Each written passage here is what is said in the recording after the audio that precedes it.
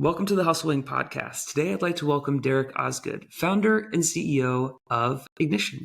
Derek, thanks so much for being here with me today. Yeah, thanks for having me, Perry. Excited to chat.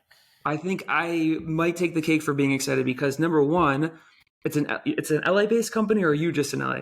I'm in LA, but we're fully distributed, so technically HQ is kind of wherever I am. So They're everywhere. The Ignition team is everywhere. But I think as someone with an entrepreneurial heart, I'm really excited to hear more about what you guys do and how you got started. So, with that, let's just jump right in. What is Ignition? yeah, so we're basically a platform for bringing new things to market. So up front, we have a bunch of research tools that feed into go-to-market planning alongside around customer intel as well as customer research, competitive intel and customer research. Then we have a bunch of planning tools for helping product teams to prioritize and build their roadmaps, hand that off into a go-to-market planning motion where they can help kind of orchestrate across the company and communicate all of the information that's critical for different teams to have at different stages in the company's life.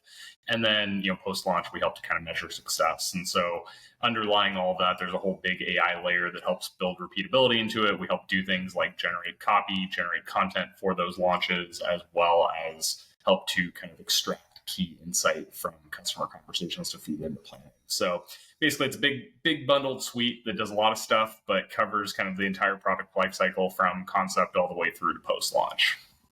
Awesome. So a couple clarifying questions. So number one, you guys are more than just software. If someone's launching a new physical product line or something, you can help them kind of navigate that, right? Yeah, 100%. We when we define kind of launches for go-to-market initiatives and the types of things that we support. So we have customers who are launching software products. They're launching features within an existing product. They're also launching physical products. So we have a lot of CPG companies on the platform as well. And then, even when it comes down to launching campaigns, it's like when you think about what a go-to-market initiative is through the lens of our company, we're helping with launching new messages into markets or launching the same product into a new market. So it's really anything that's like introducing a new thing into the world, whether that's a product, a feature, or a campaign. That's really cool. It's a cool model because I think I've personally experienced a ton of agencies where they're like, we'll help you and we'll do all this stuff. But like what I really loved and what you said of kind of the value prop was you guys are there to look at the success metrics after the thing has been launched. And that's really where the learning is, right? Because it's like, okay, we hold your hand up into the point of launch and then it's like, you're on your own, figure it out. Yep. But you guys probably have so much experience and so much data from helping so many companies go through this process that you can help them before they launch, and then you can help them after they launch really make sense of whatever it is that they found. So that holistic model is really cool. And I don't know of anyone else doing something quite like that. I love to ask this question, but is there a target customer size for you guys? Do you only do like small, or do you like do enterprise only? Like where's the sweet spot for customers for you guys? Yeah. So, the funny thing about the launch process, right, is it kind of is a problem at companies of all shapes and sizes across a range of different industries. So we're just talking about how, it's not just software companies, but it's also physical product companies and entertainment companies. So we work with a range of industries, but we also work with a range of sizes of companies. So we have customers all the way down to, like single person companies and 2-person companies where they're kind of launching their product initially and they're bringing their company to market. And then we work all the way up through enterprise organizations where they're launching campaigns and new products all the time and new and updates to existing products. And so we work with a range of companies. I would say like our sweet spot tends to typically be kind of customers in the sort of like mid-market to small enterprise segment where they're 200 plus people or so, because that's sort of the size where you start running into a lot of the coordination problems around launching. And it's, not necessarily just purely about like, how do I actually operationalize the process itself, but how do I start to coordinate that across multiple different teams? But, we work all the way down, like the product was designed to be used even by a single user. So we have a lot of like individual smaller teams as well that work with us. The last question that I have, your companies are so interesting to me in terms of what it does. So I'm sure I've asked more questions about it than I would in a typical interview. But, and maybe this is a silly question. However, do you guys do like nested launches? And what I mean by that is, I remember when I was launching our employee engagement startup years ago in 2016. At the time, it made sense for us to go with like Indiegogo or Kickstarter. And so will you help companies like like launch within one of those campaign platforms so that they can actually get to launching their physical or software product down the road. Will you help with that too? Yeah, it's so funny. I mean, so I think you're the first person who's actually used the words nested launches. That's what we use internally to talk about this. And so, absolutely, it is a concept that like we have people use our product for. And so, like when you're mapping out kind of your campaign plans within Ignition, you can kind of create separate campaign plans for those different sub launches. The architecture to it right now is actually not like where we want to get to. So there's some kind of future roadmap stuff that we're going to be making that experience much, much nicer, where like those nested launches are actually going to kind of roll up to a macro launch directly. And you'll be able to kind of map out like those sub campaigns as part of a bigger campaign. But today we do support that kind of process. It's more just kind of treated as independent launches. So, but definitely, like, when you talk about launches, that's where you start getting into complexity, right? As you have, a broader product launch, which then has multiple different campaigns beneath it. And you need to be able to support each of those different campaigns as slightly different motions, leading up to that larger product launch. So, Well, that is an excellent segue with where I want to go next, which is looking at what challenges, maybe what fun projects that you guys are working on. And then from there, I'll kind of tailor it to our audience base. But what, in addition to what you just mentioned, what other challenges and projects do you guys have, going on that are fun and exciting?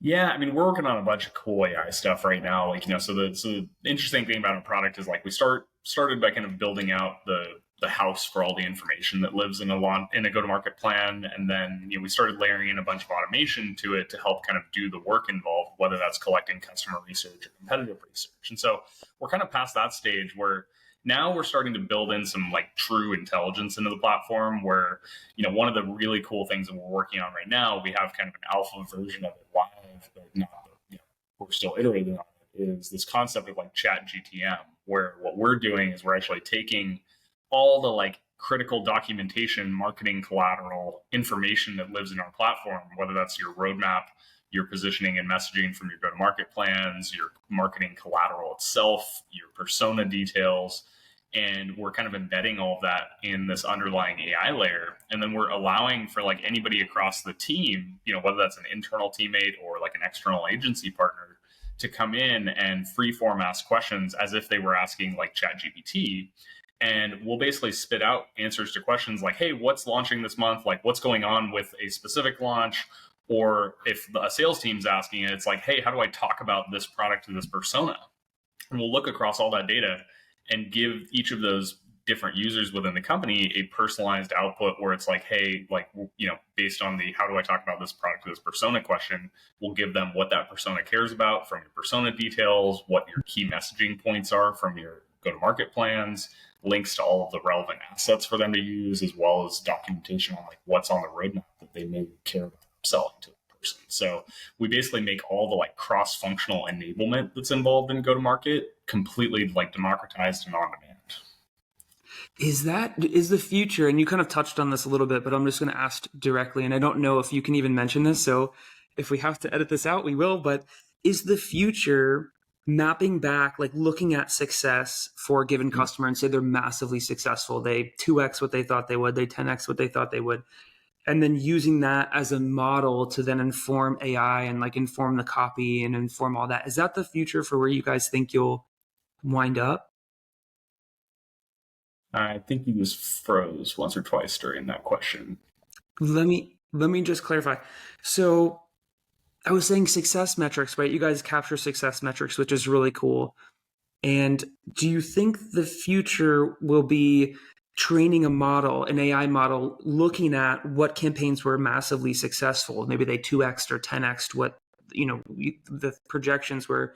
Will that then inform before a company launches how to speak, how to use the copy, what to do first, maybe change the order of things? Is that where the future is going, or is that kind of what I know you kind of mentioned you're already working on some of those things, but is that where the future is for Ignition? You can keep kind of cutting out, but I think I got the question. I think I can try and answer this. um, Yeah, so I definitely think that, using like launch success data to inform kind of the actual planning motion itself and the collateral it's created, like, is definitely the future. That's where we want to get to. Like what we're doing is right now we're building the motion for actually planning and creating all this stuff, and then by tying the measurement component to it, we can start actually training a model on our end where we can start to say, hey, based on your specific objectives and based on the output of this launch and like how successful it was, or of your past launches and how successful they were, you should be allocating budget more or differently to specific channels, or you should be taking, the content that you're creating and you should be creating these assets because those assets were the ones that most directly contributed to the performance of that launch. So absolutely, I think that is the end state for Ignition. It's still a ways off. Like, that's a hard problem to solve for from both a technical perspective, but then also just even having enough data to be able to effectively train a model like that. But that's exactly what we're doing. Is like we're even creating a kind of embedded model for our customers that's based on all of their data, that is their own personal kind of like enterprise model, that's informing all of this planning documentation that they're creating. So definitely like where we want to get to. It's farther in the future, but that is the end goal. It's a beautiful solution, and it's a really aspirational thing to work towards. And that is a good segue for us to get to our one of the last pieces here, which is, our audience listening. There's 80,000 or so people that are their side gig workers, they're contract workers, they're solopreneurs. How can they, based on the projects and the challenges that you guys are currently working through, how can they partner with Ignition to add value to what you guys are doing? What roles do you guys have coming available now or in the future where, our community can support? Yeah, so I mean, we're always like looking for support on both the kind of design and product side of the house. So I think that's an area that, like, we're definitely trying to scale over the next couple of months. On top of that, I think like we partner with a lot of, both consultants, freelancers who are doing this work for their clients. And so, oftentimes, like, one of the things that freelance consultants end up wrestling with when they're delivering services or like, go to market planning for their clients is like, how do you productize that in a way that's like repeatable for you, so you're not spending all of your time, doing all those projects ad hoc, but then also how are you like delivering it to the client so it's a deliverable that feels professional and also feels like that client can then take it and operationalize it. And so we've worked with a lot of freelance, product marketers, a lot of freelance product teams, and help them to productize their process in Ignition, hand it off to them, their clients, and like use it as a service delivery. And, we do referral deals around that as well. So, they share in our success. But, I think that's a big way that we've seen, this help solopreneurs and freelancers. And then, like, even when it comes to folks who are launching their own products, like, our product is designed to help launch products. And so, ultimately, like, when you're launching that thing for the first time, even if it's a service and you're trying to figure out your own go-to-market process, we have a free platform for few different launches. So, it's easy to come in and like just use us as a launch platform. So, we love to help out there in the earliest stages of people building businesses. So I think a couple of different ways that we like partnering with folks in your audience. So if I'm listening and I'm a salesperson or a marketer or like a conversion rate optimizer, it sounds like there's a potential to have is it a commission-based thing or some kind of partner referral thing where I can help drive traffic to you guys and it's this mutual?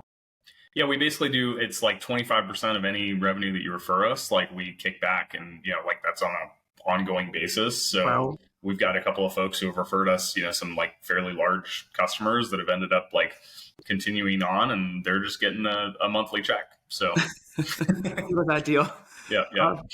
So that's awesome. And thank you for sharing that. And before we round out, the last thing I really want to touch on is, how did you end up at Ignition? You must have an entrepreneurial past, some crazy story.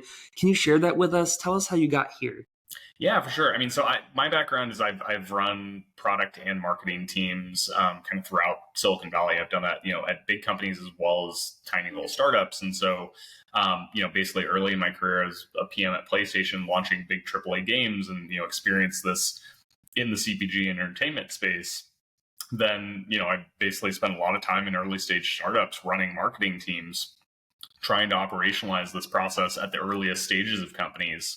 And then, most recently I was at Rippling, helped them scale up from seed through Series B, running product marketing. And, all of these stops, basically I've been the one responsible for like figuring out like, hey, how, as a company, how do we launch things? How do we operationalize our product processes? How do we operationalize the enablement work that's happening through this process? And so I've seen it at all different shapes and sizes. And I basically, have tried to stitch this together in all the like docs and templates and tools that everybody uses today. And I got frustrated that, those tools weren't really helping me to actually do any of the work involved in the process. And they also were not effective for communication across teams because they were so siloed. And so, I basically just decided we needed to build something to to solve for that. That's an awesome story. I mean, I have a similar background myself, managing product and marketing as a combination, because at smaller startups, it's actually really nice to have them in lockstep, because marketing knows how to communicate what's going to be happening with products. So it is a huge challenge. It's admirable what you guys are doing. Where can our listeners find more about Ignition? Where can they find and connect with you? Yeah, for sure. So our website is haveignition.com. So if you want to go check out any more information, that's a good start. And then if you want to connect with me directly, my email is derek@haveignition.com. I love hearing from folks. And I'm also on LinkedIn. I think my handle is like /Derek Osgood 3 on there. Awesome. Well, Derek, thank you so much for being here with me today. Yeah, thank you so much for having me. It was a blast.